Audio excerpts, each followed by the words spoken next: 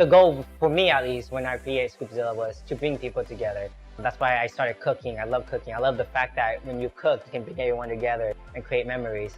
I'm a huge person on community. Scoopzilla was a good starting point to, bring people together, have a good time, share ice cream. Like, who doesn't like ice cream, right? My name is Kevin Quach. I'm 26 years old. I'm the founder of Scoopzilla, and I'm also part owner of Scoopzilla. A lot of the ice cream shops, they don't actually make their own ice cream. They get it from a bigger company. Like, for example, a lot of people just buy Treat ice cream. That's what they use, right? Treat makes pretty good ice cream. I'm not gonna lie. But what makes the difference is that everything in here is made in-house. All our recipe in-house. Our ratios are different. We actually use a lot less sugar than most people do. It's just because I personally don't have a sweet tooth, and I like my ice cream a little lighter. And our ingredients are extremely fresh. Like, for example, if we make a tea ice cream, it's no tea pump or no tea flavoring. We actually use actual tea leaves. We cold brew the tea leaves for a few days. Same thing with our coffee. We steep the coffee beans for a few days just to get the flavoring out. And then what we're known for is our Zilla Styles, which is our hand-picked toppings that goes with every ice cream. So, for example, we have a mango ice cream, and a huge tie dessert is mango sticky rice, right? You get cocoa sticky rice and mangoes. Let's pair it with our mango ice cream. So we make the sticky rice in-house and whatnot. Use fresh mangoes, we top it, put it on top of our mango ice cream, and that's for Zilla Style, right? Or like our Earl Grey, we bake all our cookies. We make our own foams because I love working with molecular gastronomy, so I like to make foams and bubbles and top it off. So all our toppings almost all in-house, and we're just like, as for me, I know some people like to go when they get ice cream, it's like, oh, unlimited toppings and stuff. I personally don't like that. It's just because I feel like if you put the wrong toppings on it, it doesn't go well, and it kind of ruins the whole experience altogether, in my opinion. That's why we decided to do the Zilla Style, hand-picked toppings, because like as a chef, I want to be able to create something and put it together and have customers experience that, and that's what makes it different. It was mostly my grandma. She taught me how to cook, and then after the few years, I finally moved back here, raised, and then when I went back down to visit my family, I remember my first dish was like a cheese quesadilla or something like that. It was like, it's like, yo, this is the shit. I could cook now.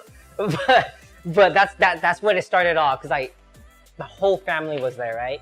And the best part was just the memories I was creating, the laughter, all that. Actually, there's a picture of me making mashed potatoes. I don't know, it was such a good time, and that just stuck with me as I grew up. And growing up, I was cooking a little bit here and there, but it wasn't really till middle school where I started cooking a lot more. And then finally in high school, I was like, you know what? I'll let people try my food. Every year I have like a huge get-together for Thanksgiving or Christmas. I invite all my friends and family, and then I just cook for like hundreds and 200 people or something like that. But I never made dessert. Like maybe sometime I'll make creme brulee or something, right? So my friends Mark and Philip bought me an ice cream book and an ice cream machine. And I was like, what the fuck? I don't make ice cream. I don't even know how. He's like, well, you should learn so you can make ice cream and you can have ice cream at your dinners now. I was like, okay. So I was making ice cream. I think the very first flavor I made was taro. It was taro ice cream, because I remember my grandma loved that. So I was like, okay, I'll make taro. And it was pretty good. And then I never made vanilla. I skipped vanilla, went straight to cinnamon basil and like weird shit, right? Like habanero, peach habanero and stuff like that. And it took me 2 years to finally make like an actual vanilla ice cream or something. But so that's how I started making ice cream. I think it was about 2012 where they bought me the ice cream machine, and I started making some. And then about the end of 2012 or 13, that's when Scoopzilla happened, or like was finally established. And that's when we started making ice cream and selling it. We were making it out of like these quart bowls. It's literally a bowl this big. You can make 1 quart ice cream at a time. You freeze it for 24 hours, and then you can make the fucking ice cream. And that's how we made it at first. We're like doing 3 quarts at a time. You could do 3 quarts a day. It was so annoying. But so we did that for maybe 6 or 7 months. My parents know Quach's dad, and so his dad actually wanted to help Quach in an interview at whatever companies that we were applying for. So I was just kind of met him through there, and then afterwards we didn't really talk for a year. And then I just recalled that when I was helping him with his interview, that he was actually aspiring to be a chef. Probably about a year later, just one day, I just gave him a call. We met up, and then we had a couple of ideas. We wanted to do a restaurant. We wanted to do a quick like food stall, but then ultimately I think ice cream made the most sense, because I think Quach had already set up some foundation for the ice cream business, and he's already done a little bit of it in the past. And so that's how it kind of came up. And then Michael also tagged along as well when I met Quach. One of the first things we did was like a fundraiser, an ice cream pint fundraiser with my fraternity. So shout out to Megafy, San Jose State, Ikisai. You'd make like maybe 2 or 3 quarts at a time. So it was like super small, right? And you would have to freeze it every time, right? So we're making small batches. And I was just like, hey, you know what, like, let's just try doing this fundraiser. And like, if our product's good, like, it means that we'll have like some sort of clout. Like if it's good, people will buy it and that will help us get our name out. We kind of ran the pint fundraiser 1 year and then we did it again the next year. And like, you know, sales like went up and up, and that's kind of how, I guess that encouraged us to like open up a like business, right? Like our name was getting out to our friends and family at least, and like people were trying our product and we're getting like good reviews like, hey, like, you know, these types of flavors aren't available in the Bay Area. And then we did an ice cream festival, and that's like when it really kicked off, which was the San Francisco Ice Cream Festival in like 2017. And then we did the SF Matcha Festival.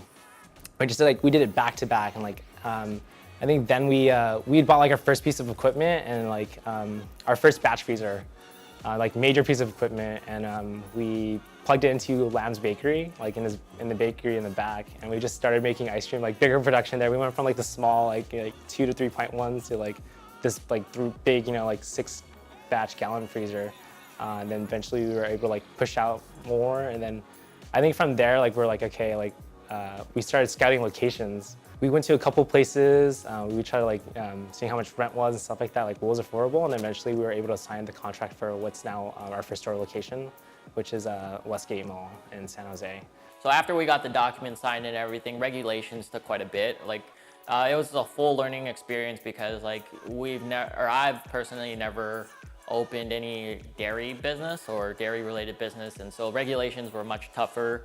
We had to go through a lot more scrutiny from like the city and then the health department, and so it was quite different. In terms of hardship or anything, I think like it was just overall like you know, making the finance, the numbers work, especially because opening a business just costs so much money, where, you know, like oftentimes these days people are straying further away from opening brick and mortars and just doing online business as a whole. Like for us, we're doing the opposite, and we're investing quite a bit of money into like building a whole store, and there's that risk there. So I always felt that like Quach specifically would make the most sense being kind of the CEO or taking the most of the logistics and all of that, just because he likes culinary, so that's kind of his forte. And then like my background has always been like, my family's been in the food business, but I think a lot of my school education and so forth is really focused more on finance. And then I know how to bake. I do know how to like make ice cream, but like I think that would be more of a secondary for me. And then Michael's marketing heavy, and so I think that's kind of his focus. And so actually they worked out pretty well because you don't want everyone doing finance on the same team. I think one of the things like I didn't expect was to put on so many hats after that. Like I think initially like, going in, I was like, okay, I'm probably just gonna do like marketing events, right? Like that's gonna be like my like area. Like once we kind of got involved in it and like we signed a contract and realized how many things we had to do, like HR, right? We were like interviewing, like, you know, that's something I hadn't really done like hands-on. And it was, you know, management aspects, putting together policies, you know, like thinking about, you know, like legal things like that, right? So we all kind of handled just like different things. Like we all just cohesively like came together into like one big picture. But definitely, like I think one of the things I always learned like business classes, like, you know, oh, if you're gonna establish a partnership, find someone who's just not like you. And that was just like magically the case when this kind of came and happened. Like everyone was just so different and brought different features and like aspects to the business. We kind of just like all clicked, and it was just like, I don't know, it was like a partnership like made in heaven. The main thing about like a business is you just gotta stick with it, like especially when you just open, like as much time as you can with it just to see the like overall productivity of the business. Like, you know, if, for example, certain people work better with others, certain people are slower at certain things, but they're much better at certain things. And so the overall people management like makes a huge difference. And so like just kind of being there and the presence there is very important. When I was an apprentice at the table and other chefs I've seen and worked with, they're not doing it for the money. I mean, I'm not gonna lie, as chefs, we don't make that much money. Unless you're at the top, right? Like Gordon Ramsay or something, right? It's all about the passion. If you're not passionate about this, then I would not go into it at all. You have to be really passionate. It's a lot of work. It's a lot of work. You know, a lot of people going like, you should do this, that, this, or cook it this way. It's like, I'm cooking food that I like to cook, and that's what I want to share. So don't, like, obviously take advice from other people. Don't like, like shove them away or anything. Before you open, make sure your recipes are very consistent. Because I'm not gonna lie, when Scoopzilla first opened, some of our flavors weren't consistent enough.